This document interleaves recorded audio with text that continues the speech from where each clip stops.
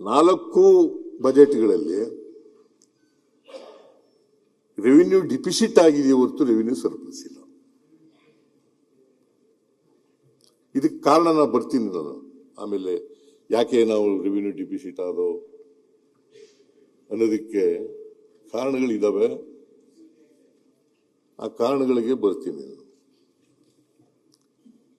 ಯಾಕಂದ್ರೆ ಇದು ಮೂಲಭೂತವಾದಂತಹ ವಿಚಾರಗಳನ್ನ ಮಾನ್ಯ ಎಲ್ಲ ಸದಸ್ಯರಿಗೆ ಸದನದ ಗಮನಕ್ಕೆ ತರ್ತಕ್ಕಂಥ ಪ್ರಯತ್ನವನ್ನು ಮಾಡ್ತಾ ಇದ್ದೀವಿ. ಯಾಕಂದ್ರೆ ವಿರೋಧ ಪಕ್ಷದ ನಾಯಕರು ಸಾಲ ಮಾಡಿಬಿಟ್ಟಿದ್ದಾರೆ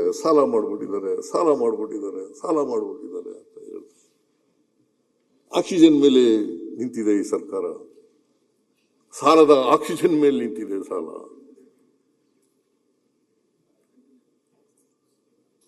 ಆಮೇಲೆ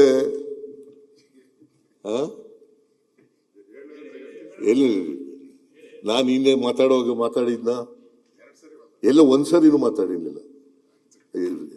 ರೆಕಾರ್ಡ್ಗೆ ತಪ್ಪು ಹೋಗ್ಬಾರ್ದು. ನೀನು ರೆಕಾರ್ಡ್ಗೆ ತಪ್ಪು ಹೋಗ್ತಾ ಇದ್ರೆ ಹೇಳಿ.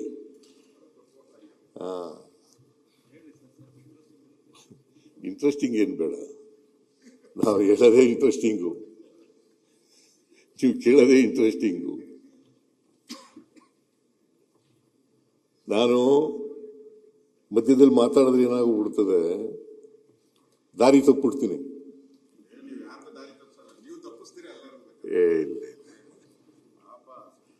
ಪಕ್ಕದಲ್ಲೆಲ್ಲ ಇರೋರೆಲ್ಲ ಪಾಪ ದಾರಿ ತಪ್ಪಿಟ್ಟು ಕಾಣೆ ಆಗ್ಬಿಟ್ಟಿದ್ದಾರೆ. ಅವರು ಎಲ್ಲಿ ಹೋಗಿದ್ದಾರೆ, ಎಲ್ಲಿ ಹುಡುಕ್ಬೇಕು, ಅವ್ರನ್ನೆಲ್ಲ ಬ್ಯಾಟ್ರಿ ಹಾಕೊಂಡು ಹುಡುಕ್ಬೇಕು. ಆ ಸ್ಥಿತಿಗೆ ತಂದಿದ್ದೀರಾ. ಈಗ ನಿನಗೆ ದಾರಿ ತಪ್ಪಿಸಿದ್ದೀನೇನಪ್ಪ? ನನ್ನ ಸ್ನೇಹಿತ ಅಂತ ಹೇಳಿದಿರಲ್ಲ, ತಪ್ಪಿಸಿಲ್ಲ. ನಿನ್ ದಾರಿ ತಪ್ಪಿಸೋ ಪ್ರಶ್ನೆನೇ ಇಲ್ಲ. ವಿರೋಧ ಪಕ್ಷದ ಯಾರಿಗಾರು ದಾರಿ ತಪ್ಪಿಸಿದ್ದೀನಿ ಅಂದ್ರೆ ಯಾರಿಗಾರು ದಾರಿ ತಪ್ಪಿಸಿದ್ದೀನಿ ಅಲ್ಲ, ಯಾರನ್ನ ತಪ್ಪಿಸ್ಬೇಕು ಅವ್ರನ್ನ ತಪ್ಪಿಸಿದ್ರೆ, ಯಾರಿಗೂ ಯಾರನ್ನ ತಪ್ಪಿಸ್ಬೇಕು ಅವ್ರು ಅಧ್ಯಕ್ಷರೇ ದಾರಿ ಕಾಣದಾಗಿದೆ ಅಂತ ಹೇಳ್ಬಿಟ್ಟು ರಾಘವೇಂದ್ರ ದೇವಸ್ಥಾನಗಳು ಸುತ್ತಾವ್ರೆ ಎಲ್ಲ ಕಡೆ ಬಗ್ಗೆ. ಅದೇನಾರು ಆಗಿದ್ರೆ ಮಾನ್ಯ ವಿರೋಧ ಪಕ್ಷದ ನಾಯಕರು ಬೇರೆ ಯಾರಿಂದೋ ದಾರಿ ತಪ್ಪಿಬಿಟ್ಟಿದ್ದಾರೆ.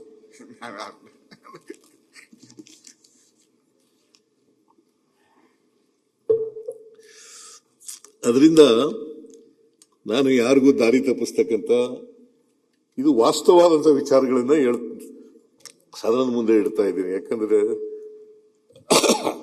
ಸದನ ನಾವು ದೇವಾಲಯ, ನ್ಯಾಯಾಲಯ ಅಂತ ಅನ್ಕೊಂಡಿದೀವಿ. ಅದರಿಂದ ಈ ರಾಜ್ಯದ ಜನ 7 ಕೋಟಿ ಜನ ನೋಡ್ತಾ ಇದ್ದಾರೆ. ಅದರಿಂದ ದಾರಿ ತಪ್ಪಿಸ್ತಕ್ಕಂಥ ಪ್ರಶ್ನೆನೇ ಇಲ್ಲ. ಯಾರಿಗೂ ದಾರಿ ತಪ್ಪಿಸ್ತಕ್ಕಂಥ ಪ್ರಶ್ನೆ ಉದ್ಭವ ಆಗದೇ ಇಲ್ಲ.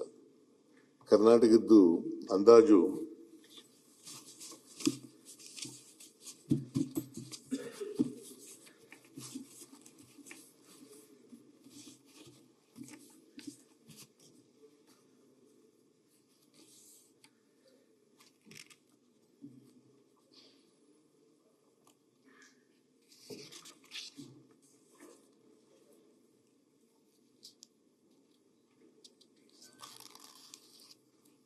ಅದರಿಂದ ನಾವು ಏನು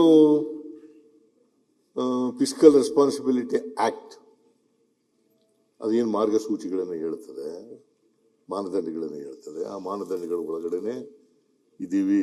ಇವತ್ತಿನಿಂದಲ್ಲ, ನಾನು 94-95 ಹಣಕಾಸಿನ ಮಂತ್ರಿ ಆದೆ. 94-95 ಅವತ್ತಿನಿಂದ ಇವತ್ತಿನವರೆಗೆ ನಾನು 17 ಬಜೆಟ್ ಮಂಡಿಸಿದ್ದೀನಿ. 17 ಬಜೆಟ್ಗಳಲ್ಲಿಯೂ ಕೂಡ ಸಾಧ್ಯವಾದ ಮಟ್ಟಿಗೆ ಫಿಸ್ಕಲ್ ಡಿಸಿಪ್ಲಿನ್ ಅನ್ನು ಮೇಂಟೈನ್ ಮಾಡ್ತಕ್ಕಂಥ ಪ್ರಯತ್ನವನ್ನು ಮಾಡಿದ್ದೀನಿ. ರಾಜ್ಯಕ್ಕೆ ಹೊರೆಯಾಗ್ತಕ್ಕಂಥ, ಜನರಿಗೆ ಹೊರೆಯಾಗ್ತಕ್ಕಂಥ ಬಜೆಟ್ ಅನ್ನು ಮಂಡಿಸಿಲ್ಲ.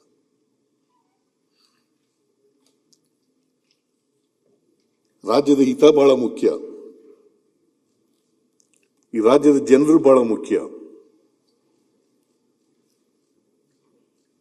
ಜನರಿಗೆ ಆರ್ಥಿಕವಾಗಿ, ಸಾಮಾಜಿಕವಾಗಿ ಶಕ್ತಿ ತುಂಬತಕ್ಕಂಥದ್ದು ಇದೆಯಲ್ಲ, ಅದು ಬಹಳ ಮುಖ್ಯ. ನಾವು ಇವತ್ತು ಅಧಿಕಾರದಲ್ಲಿ ಇರ್ಬೋದು, ನಾಳೆ ಹೋಗ್ಬೋದು. ಎಷ್ಟು ದಿನ ಅಧಿಕಾರದಲ್ಲಿ ಇರ್ತೀವಿ ಅನ್ನೋದು ಬಹಳ ಮುಖ್ಯ ಅಲ್ಲ. ಆದರೆ ಅಧಿಕಾರದಲ್ಲಿ ಇದ್ದಾಗ ನಾವು ಏನ್ ಮಾಡ್ತೀವಿ ಅಂತಕ್ಕಂಥದ್ದು ಬಹಳ ಮುಖ್ಯ. ಈ ರಾಜ್ಯದ ಬಡವರಿಗೆ, ದಲಿತರಿಗೆ, ಹಿಂದುಳಿದವರಿಗೆ, ಅಲ್ಪಸಂಖ್ಯಾತರಿಗೆ, ಕಾರ್ಮಿಕರಿಗೆ, ರೈತರಿಗೆ, ಮಹಿಳೆಯರಿಗೆ, ಇವ್ರಿಗೆ ಏನ್ ಮಾಡ್ತೀವಿ ಅನ್ನೋದು ಬಹಳ ಮುಖ್ಯ. ಸಾಮಾಜಿಕ ನ್ಯಾಯ ಮಾಡಿದೀವೋ ಇಲ್ವೋ ಅಂತಕ್ಕಂಥದ್ದು ಬಹಳ ಮುಖ್ಯ. ಅವರಿಗೆ ಆರ್ಥಿಕವಾಗಿ, ಸಾಮಾಜಿಕವಾಗಿ ಶಕ್ತಿ ತುಂಬಿದೀವೋ ಅಂತಕ್ಕಂಥದ್ದು ಬಹಳ ಮುಖ್ಯ. ಅದಕ್ಕೇನೆ ನಮ್ಮ ಸಂವಿಧಾನ 1950 ಜನವರಿ 26ನೇ ತಾರೀಕು ಬಂತು. ಅದಕ್ಕಿಂತ ಮುಂಚಿತವಾಗಿ ಬಾಬಾ ಸಾಹೇಬ್ ಅಂಬೇಡ್ಕರ್ ಅವರು, ಸಂವಿಧಾನ ಕರ್ತೃಗಳು, ಒಂದು ಮಾತನ್ನ ಹೇಳಿದ್ದಾರೆ. ನಮಗೆ ಆಗಸ್ಟ್ 15, 1947 ಸ್ವಾತಂತ್ರ್ಯ ಬಂದಿದೆ. ಆ ಸ್ವಾತಂತ್ರ್ಯ ಯಶಸ್ವಿ ಆಗ್ಬೇಕಾದ್ರೆ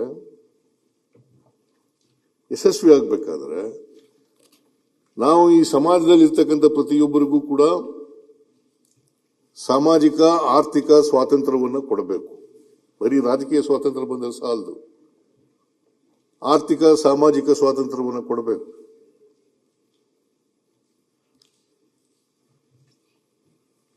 ರಾಜಕೀಯ ಸ್ವಾತಂತ್ರ್ಯ ಯಶಸ್ವಿ ಆಗಬೇಕಾದ್ರೆ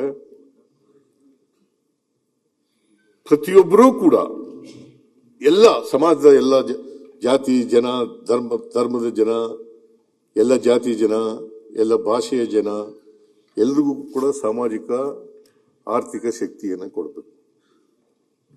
ಇದು ಬಹಳ ಮುಖ್ಯ ಅಂತಕ್ಕಂಥದ್ದನ್ನು ಬಾಬಾ ಸಾಹೇಬ್ ಅಂಬೇಡ್ಕರ್ ಅವರು, ಸಂವಿಧಾನ ಕರ್ತೃ, ಅವರು ಹೇಳಿರ್ತಕ್ಕಂಥ ಮಾತುಗಳು.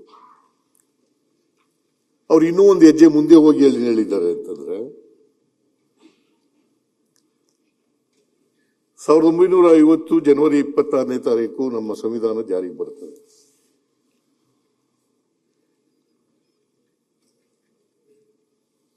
ಅವತ್ತು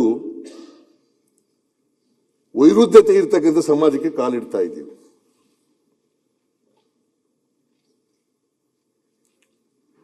ಸಮಾಜದಲ್ಲಿ ಆರ್ಥಿಕ ಅಸಮಾನತೆ ಇದೆ, ಸಾಮಾಜಿಕ ಅಸಮಾನತೆ ಇದೆ, ರಾಜಕೀಯ ಅಸಮಾನತೆ ಇದೆ, ಶೈಕ್ಷಣಿಕ ಅಸಮಾನತೆ ಇದೆ. ಎಲ್ಲಿವರೆಗೆ ನಾವು ಈ ಅಸಮಾನತೆಯನ್ನು ತೊಲಗಿಸೋದಿಲ್ಲ, ಅಲ್ಲಿವರೆಗೆ ಸಮ ಸಮಾಜವನ್ನು ನಿರ್ಮಾಣ ಮಾಡಲಿಕ್ಕೆ ಸಾಧ್ಯ ಆಗಲ್ಲ.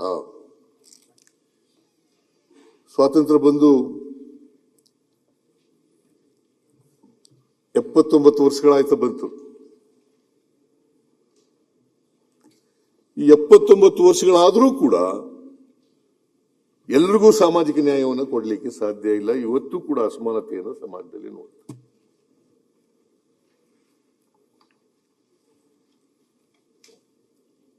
ಎಲ್ಲಿವರೆಗೆ ಈ ಅಸಮಾನತೆಯನ್ನು ಹೋಗಲಾಡಿಸಲ್ಲ, ಅಲ್ಲಿವರೆಗೆ ಸಮಾನತೆ ಸಮಾಜದಲ್ಲಿ ಬರಲಿಕ್ಕೆ ಸಾಧ್ಯ ಇಲ್ಲ.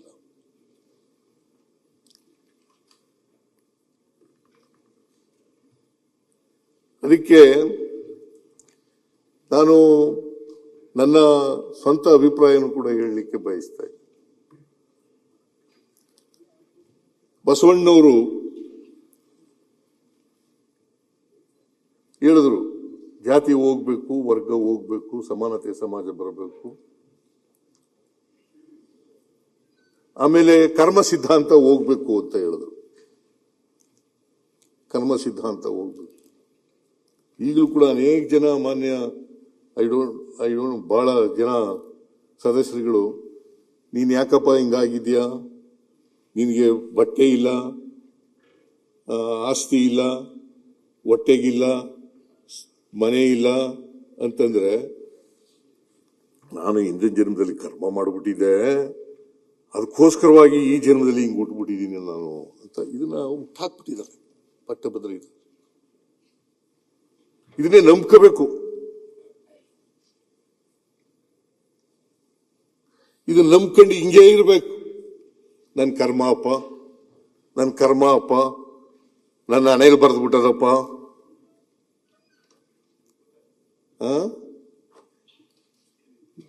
ನನ್ನ ಕರ್ಮ, ನಾನೇನು ಬರೆದು ಬಿಟ್ಟದೆ, ಬಸವಣ್ಣ 850 ವರ್ಷಗಳ ಹಿಂದೆ ಕರ್ಮ ಸಿದ್ಧಾಂತವನ್ನು ತಿರಸ್ಕಾರ ಮಾಡಿದ್ರು.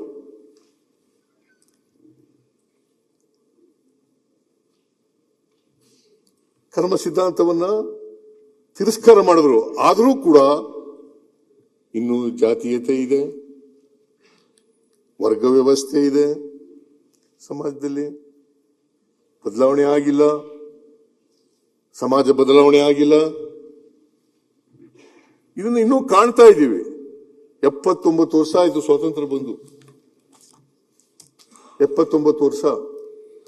ಇಷ್ಟಾದರೂ ಕೂಡ ನಾವು ಬದಲಾವಣೆಯನ್ನ ಪೂರ್ಣವಾಗಿ ಮಾಡಲಿಕ್ಕೆ ಸಾಧ್ಯ ಆಗಿಲ್ಲ.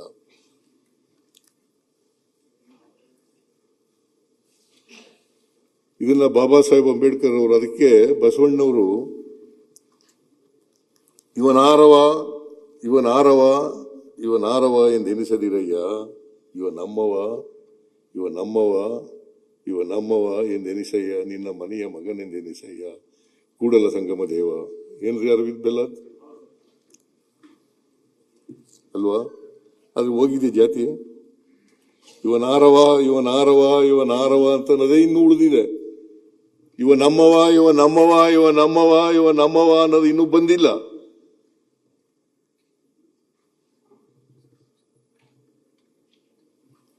ಅದರಿಂದ ಬಸವಣ್ಣ 850 ವರ್ಷಗಳಾಯಿತು. 850 ವರ್ಷಗಳ ಹಿಂದೆ ಹೇಳಿದಂಥದ್ದು ಇನ್ನೂ ಆಗಿಲ್ಲ. ನ್ಯೂಸ್ ಫಸ್ಟ್ ನಿರ್ಭೀತಿಯಿಂದ ನಿಮ್ಮ ಪರವಾಗಿ.